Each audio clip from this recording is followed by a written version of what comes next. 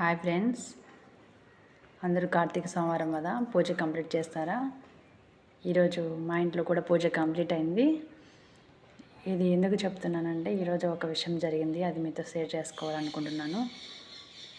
ఈరోజు మార్నింగ్ మా అమ్మాయి వాళ్ళ పిల్లలు స్కూల్కి వెళ్తూ ఉండి వాళ్ళ ఫ్రెండ్స్ వచ్చారు. స్కూల్కి వెళ్ళేటప్పుడు అందరూ కలిసి వెళ్తారు కదా, సరే ఎలాగో వచ్చారని పిల్లలకి ప్రసాదం పెడదామని చెప్పి ప్రసాదం తీసుకొచ్చాను. అందులో ఒక అమ్మాయి నాకు ప్రసాదం వద్దా అంటే నేను తినను అని చెప్పింది.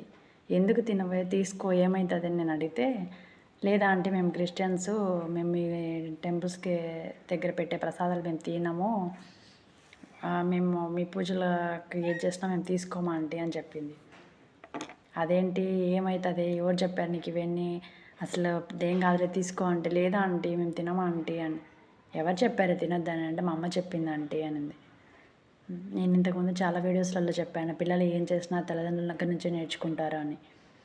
ఇప్పుడు ఆ పిల్ల క్లియర్గా చెప్తుంది, మా అమ్మ చెప్పింది ఆంటీ తినొద్దంట అని. ఏం కాదులే, మీ అమ్మ ఇప్పుడు దగ్గర లేదు, ఏం కాదులే తీసుకో అని చెప్పాను నేను. లేదా అంటే అసలు ఆ పిల్ల ఏదో జరిగిపోతుందన్న భయం అసలు అంత ఉంది ఆ పిల్లకి. లేదు లేదంటే, సరేలే దేవుని దగ్గరికి వద్దులే, ఇంట్లో ఇంకా ఉంటుంది కదా అది తీసుకొచ్చి ఇది తిను, ఇది దేవుని దగ్గరికి కాదులే అంటే అది తినింది. అంటే నేను చేసింది నేను దేవుని దగ్గరికి పెడతానే అది ప్రసాదం, ఇంట్లో చేస్తే ఏం కాదు.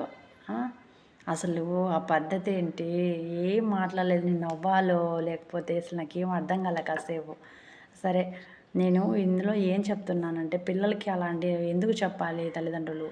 ఇప్పుడు మీరు బయటికి వెళ్తారు, ఎవరు ఏ పూజ చేశారు, హోటల్స్కి వెళ్తారు, భోజనం చేస్తారు, వాళ్ళు పూజలు చేసి దేవుని దగ్గర పెట్టుకొని మీకు మళ్ళీ వడ్డిస్తారు. అవన్నీ మీరు అడుగుతారా, మీరు ఏ దేవుడు ఏంటి అని? ఎవరు ఏ కులము ఏ మతాలని బయటికి వెళ్ళి అడుగుతారా? ముస్లిమ్స్ పెట్టినా తింటారు, ఎవరు పెట్టినా హోటల్స్కి వెళ్ళి తింటారు. మరి అక్కడ లేనిది ఇక్కడికి వస్తానే దేవుల దగ్గర ప్రసాదము అది ఇది అని అంటున్నారు. అసలు పిల్లలు సరే, మీ పద్ధతులు ఏదో మీరు తగలేసుకోండి, పిల్లలకి ఎందుకు చెప్తున్నారు? ఆ పిల్ల 8th క్లాస్ అమ్మాయి, ఆ అమ్మాయి పర్టికులర్గా చెప్తుంది, లేదా ఆంటీ మా మతం వేరు, మేము క్రిస్టియన్స్, మీ టెంపుల్స్ దగ్గర నేను తినకూడదు అని ఆ అమ్మాయి ఫిక్స్ అయిపోయింది మైండ్లో. అట్లాంటి చెప్పాల్సిన అవసరం ఏంటి తల్లిదండ్రులకి అని నేను అంటున్నాను. వాస్తవంగా చెప్తున్నాను, నేనైతే అన్ని టెంపుల్స్కి వెళ్తాను. నేను చర్చికి వెళ్ళాను, మసీదులకు వెళ్ళాను, ఏంటి దర్గాలకు వెళ్ళాను, మా టెంపుల్స్కి వెళ్ళాను, అన్నిటికీ వెళ్తాను. నేను నా పిల్లలకి కూడా అదే చెప్పాను, అందరూ సమానమే, ఎవరు చెప్పారు మీకు అందరు వేరని. అంటే నేను చెప్పిన మాటలు కొంతమందికి నచ్చకపోవచ్చు, ఎందుకంటే ఇప్పుడు చూసాం కదా, ఆ అమ్మాయి వాళ్ళ తల్లి చెప్పింది ఇలా మేము క్రిస్టియన్స్, అలా కొంతమంది పర్టికులర్గా మాది అని మా టెంపుల్ మేము మా దేవుడు ఎక్కువ అనే వాళ్ళు ఉంటారు. నేను తప్పు అనట్లేదు, కానీ అందరూ సమానమే. మీరు క్రిస్టియన్స్ అని ఎవరు చెప్పారు? మీ తల్లిదండ్రులు చెప్తేనేగా మీకు తెలిసింది. క్రిస్టియన్స్ అయితే మాత్రాన వేరే టెంపుల్కి వెళ్ళకూడదని ఎక్కడైనా ఉందా? అసలు ఆ దేవుడు ఎప్పుడూ చెప్పలేదండి, మనుషులందరూ సమానమే. నువ్వు వేరు నేను వేరు, మీ మతం వేరు, ఇవన్నీ లేవు.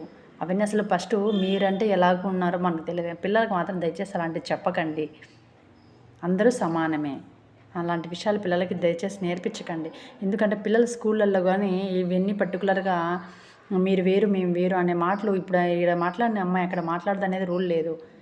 వాళ్ళకి ఇప్పటి నుంచి చిన్నప్పటి నుంచి అలాంటి అలవాట్లు చేయండి. వాళ్ళు స్వతంత్రంగా వాళ్ళు పెద్దవాళ్ళు అయ్యాక వాళ్ళకి ఏది నచ్చుతుంది, కానీ చిన్నప్పటి నుంచి ఇప్పుడు అమ్మాయి చూడు ఇప్పుడే వేరియేషన్ చూపిస్తుంది, రేపు పెద్దయ్యాక అమ్మాయి మారదు, ఇంకా అది మైండ్లో ఫిక్స్ అయిపోతుంది.